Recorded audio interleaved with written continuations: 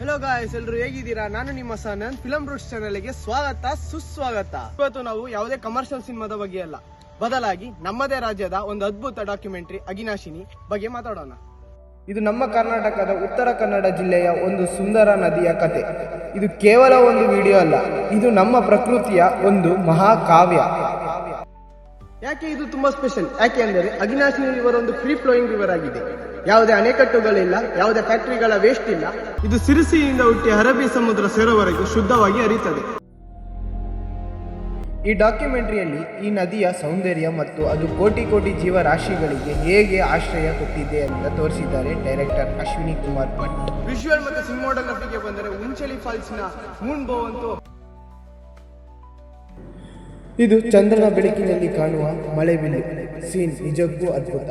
Wild life shots, drone views, visuals ನೋಡಿದರೆ ಇದು ಒಂದು ಹಾಲಿವುಡ್ ಲೆವೆಲ್ ಡಾಕ್ಯುಮೆಂಟರಿ ಅಂತ ಅನಿಸಬಹುದು. ಕೇವಲ ನದಿಯ ಮಾತೆ ಅಲ್ಲ, ಆ ನದಿಯನ್ನು ನಂಬಿ ಬದುಕುತ್ತಿರುವ ಜನರ ಕಷ್ಟ ಇಲ್ಲಿದೆ.